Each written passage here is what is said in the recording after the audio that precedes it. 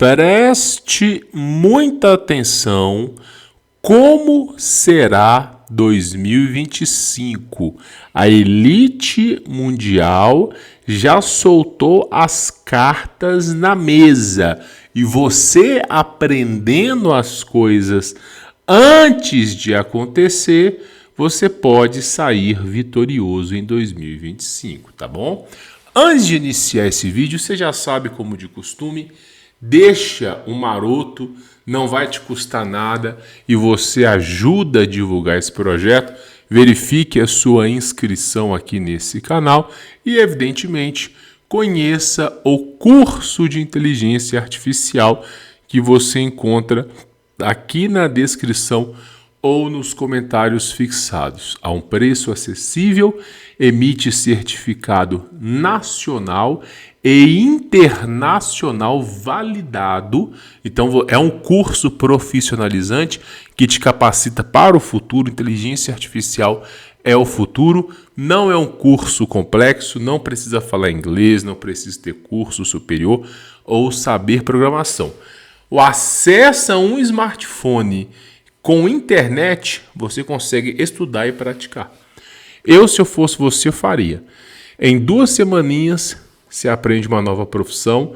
E se você se desempenhar bem, em 2 semanas, 3 semanas, você está trabalhando de casa. É o futuro, está aqui na descrição, tá bom? Pois bem, a capa da revista The Economist publicou agora como será a perspectiva para 2025. E eu convido vocês a analisar essa perspectiva e tentar entender o que a elite mundial vem tentando aí nos avisar, tá? Inclusive, boas coisas do que foi se falado em 2024, como a alta do Bitcoin se concretizou, né? Fora os conflitos geopolíticos aí, tá? Pois bem, no centro, eu vou colocar o mouse aqui. Bom, dá para vocês verem o meu mouse, né?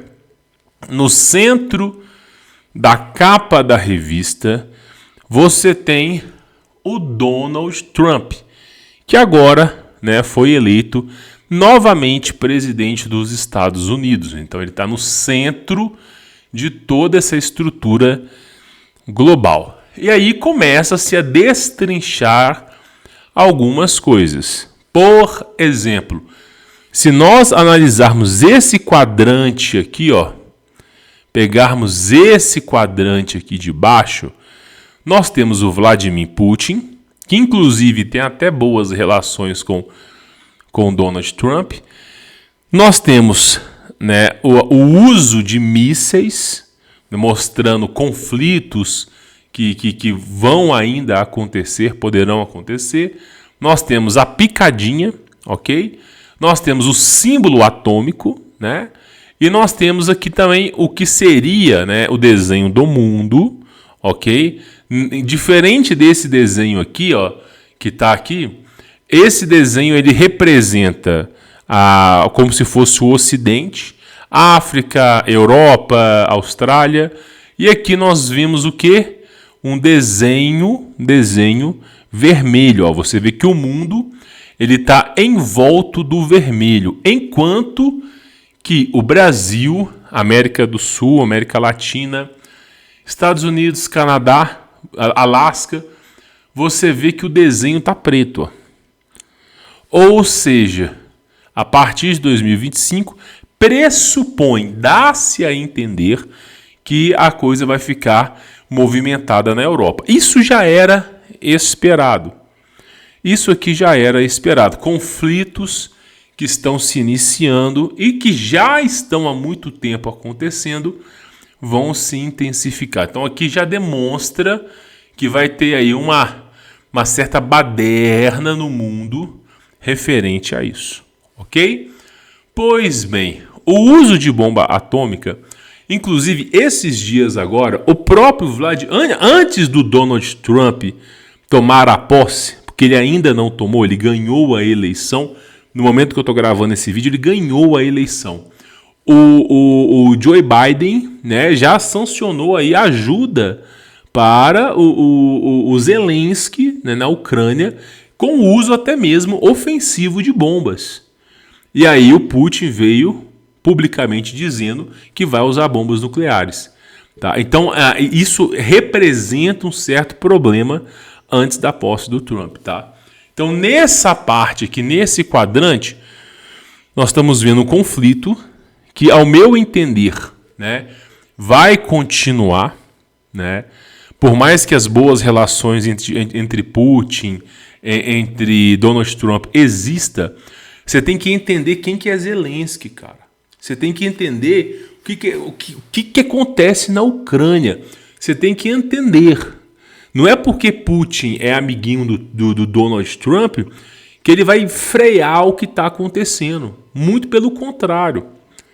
O que despertou esse caos total foi os laboratórios secretos de armas biológicas que estavam escondidos na Ucrânia, todos apontados para a Rússia. O que despertou esse caos é saber que a Ucrânia é o país número 1 de tráfico, parará, pururu, coelhinho da Páscoa, para não dizer a palavra inteira aqui, humano. O que despertou esse caos, né, você pode ver a população da Ucrânia não é a favor do bailarino que virou presidente. Não é a favor. Então, todas essas políticas sancionadas, toda essa crise econômica que foi se gerada na Ucrânia, o povo da Ucrânia não está de acordo com isso.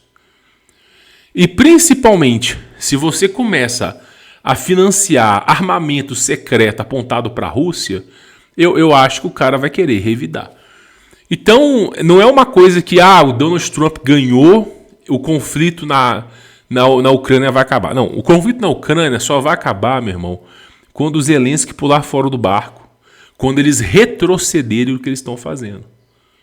É só isso. Aí a coisa começa a funcionar. E outra coisa, a gente está vendo aqui como se fosse a Terra e como se fosse aqui no fundo da Terra de vermelho. O que isso quer dizer? Talvez você não saiba disso, mas boa parte do gás que alimenta a Europa, né, para quem não sabe, a Europa tem muitas regiões que é um frio extremo. Nós estamos falando de um frio abaixo de zero.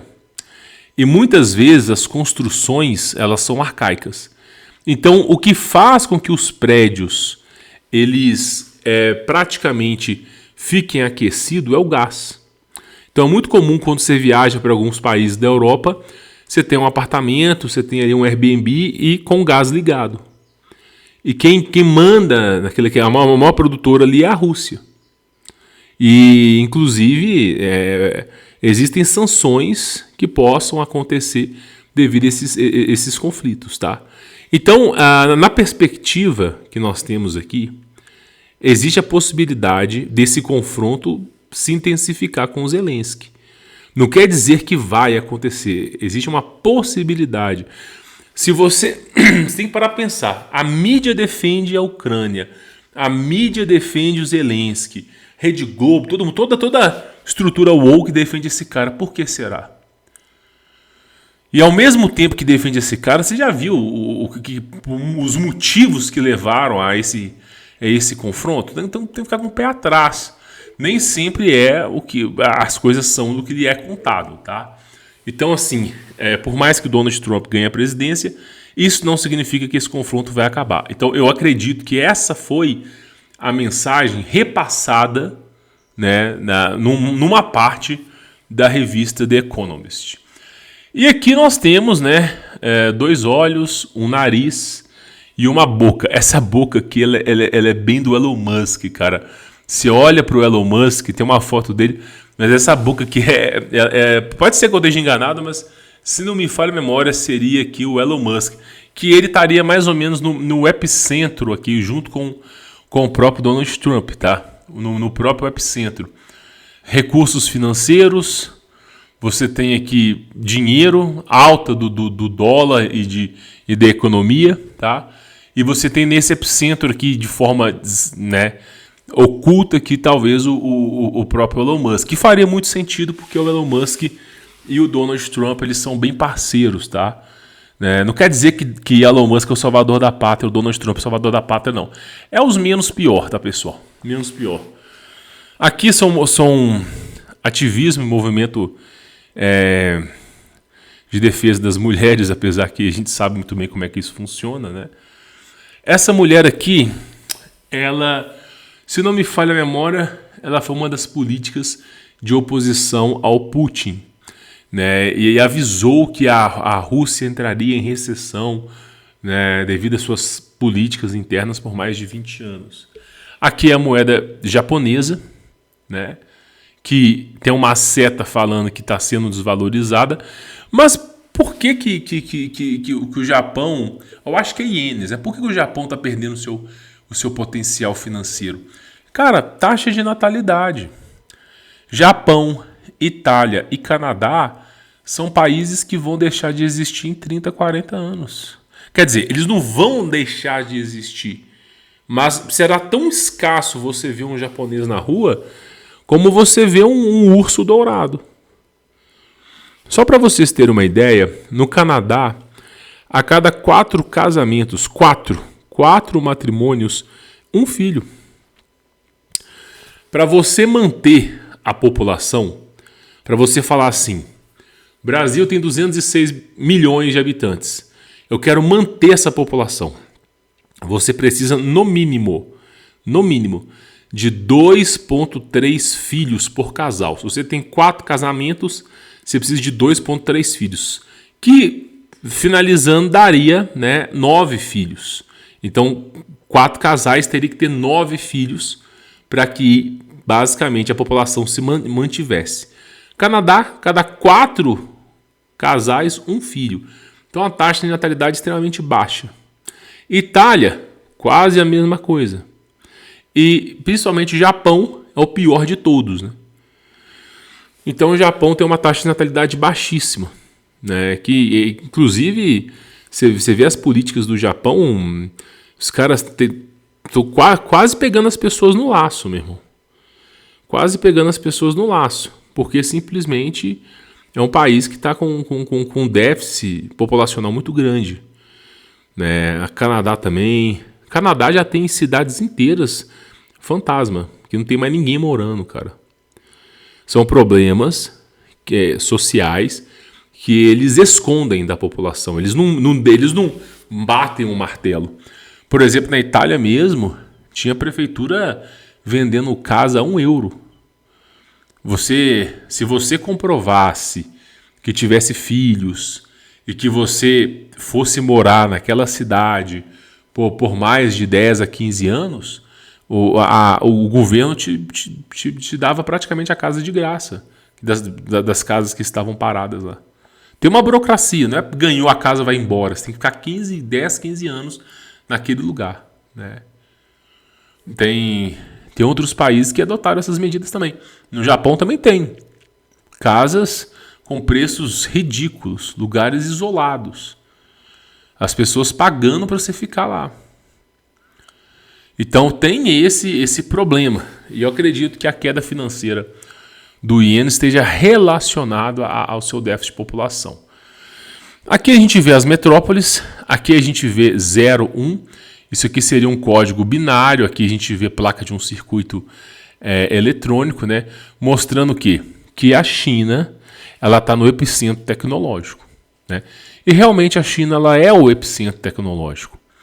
Por quê? Porque ela produz a tecnologia muito barata e exporta essa tecnologia para o mundo todo. Né? Então, aqui você vê o que?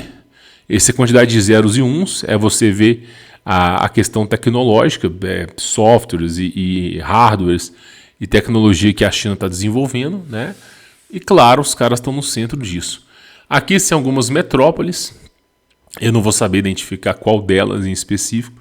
Mas o curioso dessas metrópoles é o quê? Olha só, a gente vê uma banda vermelha aqui, tá? Essa banda vermelha, ela é provocada com uma certa frequência. Quando você aciona uma certa frequência em decibéis, utilizando tinta vermelha, você consegue produzir esse efeito aqui. Não vou saber te explicar exatamente qual a frequência, mas isso aqui é possível de acontecer. E aqui é Saturno. Saturno sempre foi relacionado a Lúcifer.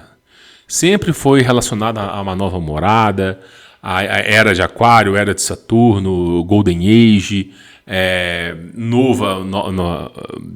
o mundo sendo comandado por um outro viés. Só que assim, de forma resumida, Saturno seria, aos olhos pagão, né? Seria Lúcifer, tá? Seria a presença de Lúcifer nesse mundo, tá? E aqui você vê a presença dele de forma pacífica, né? Porque ele não está representado em vermelho. Mas a gente pode entender que esses vermelhos aqui estão diretamente relacionados ao céu, tá?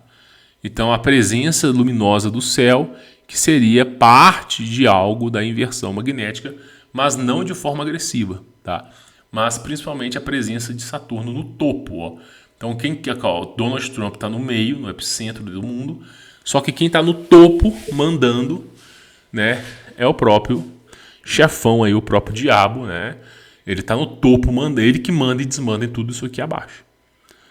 É basicamente isso. Aqui, eu poderia dizer que isso aqui é um planeta, essa parte vermelha aqui. Mas está com cara de ser Nibiru, né?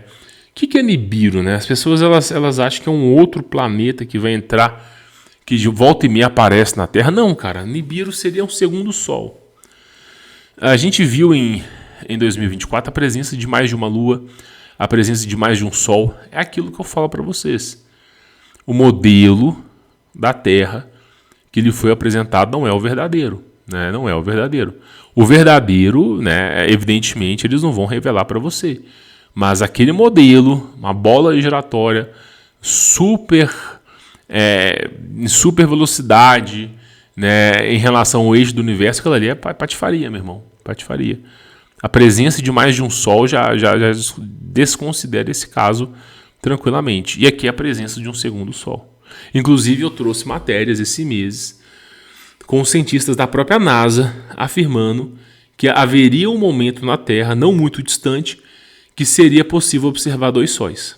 Então, se os caras estão falando que é possível observar dois sóis, como é que você explica isso na ciência? Só com misticismo e paganismo. Então, seria a presença de dois sóis, porque o céu está mudando. Aqui nós temos o olho, do que seria o olho do dólar, pelo menos é bem parecido, né? O olho do dólar. Aqui nós estamos vendo que tem tempo, né? O tempo não está se acabando, muito pelo contrário, ele começou a rodar agora, a engrenagem do dólar, a engrenagem do dinheiro. A alta do que nós chamamos do dólar. Aqui essa alta do dólar tem a ver com Federal Reserve, SP500, Dow Jones, Bolsa de Valores.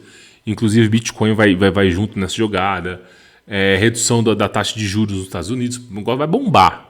2025 financeiramente vai bombar. Então a gente vê que essa alta ela também está relacionada ao dólar e é relacionada ao Donald Trump, tá? E aqui a gente vê como se fosse um olho, né, com o símbolo de radiação, né? Não é o mesmo símbolo atômico, mas é um símbolo de radiação, dando a entender, né, que algo vai acontecer que não é legal, né? Eu penso que esteja relacionado aos carros elétricos, que possam dar problemas a partir do ano 2025. Por quê? Por que o carro elétrico vai dar problema? Cara, primeira coisa importante. As baterias do carro elétrico são de lítio, são de não sei o quê, são de não sei o quê.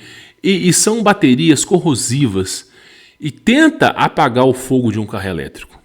Os caras não querem fazer importação de carro por avião, não querem aqueles aviões cargueiros. Os caras não querem trazer via navio cargueiro carro elétrico, tem que ter seguro, tem que ter um container específico. Por quê? Porque o carro elétrico começa a pegar fogo, você não consegue apagar o fogo. Não é como um carro a combustão. Carro a combustão pega fogo, você vai lá, apaga o fogo com extintor. Carro elétrico não, né? A reação química ela não é apagada com água. Então a coisa mais difícil do mundo é apagar.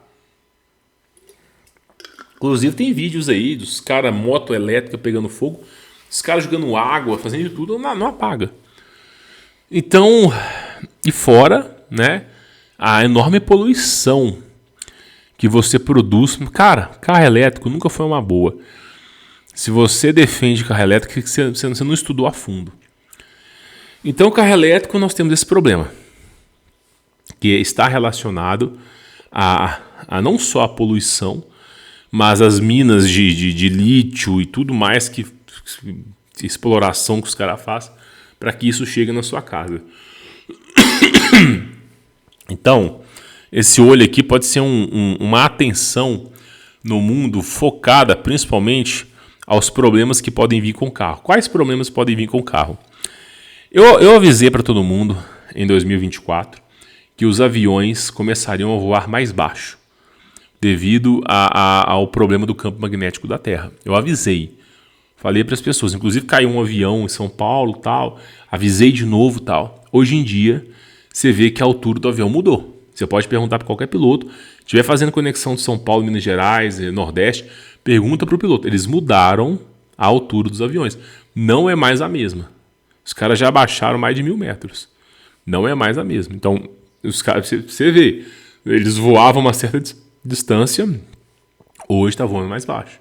Qualquer piloto pode confirmar isso aí que eu estou falando. Né? Então, nós temos o problema magnético que está relacionado ao GPS no mundo. E esses GPS e tudo, os carros elétricos vão deixar de funcionar. Inclusive, tem até um filme, né, que é lançado na Netflix que demonstra muito bem isso, tá? Então nós temos esse problema aí. Alta, nós temos aqui uma alta. Esse gráfico aqui não seria uma alta do dólar, uma alta financeira. Você vê que o gráfico a linha está em vermelho. Isso aqui representa talvez uma inflação e o preço das coisas estão realmente caro. Realmente caro. Você pega, por exemplo, o Brasil sempre foi caro, mas você pega, por exemplo, a Itália, por exemplo. O salário, o custo de vida que os caras tinham lá. Os caras gastavam 50, 70 euros para fazer uma compra por mês. Hoje em dia está gastando 300, 400. Então é uma alta absurda. Então isso demonstra que isso vai continuar. Tá? Vai continuar. Aqui nós vemos mais novamente a questão de estrutura de circuito, de placa. Né? Inclusive, eu penso que isso aqui também tem a ver com o Zelensky, com as suas fábricas clandestinas, né, de biológicas. Né? E aqui a gente vê, ó, né, como se fosse essa estrutura, esse quadrante todo aqui relacionado à Europa. Então, o que eu penso? Tá? Analisando a capa da revista The Economist de forma global. O que eu penso? O bicho vai pegar para a Europa, vai pegar. Estados Unidos, Brasil, América Latina vai ficar mais tranquila, né, em relação à estrutura. Evidentemente, política e geopolítica do Brasil não está inclusa aqui dentro, né?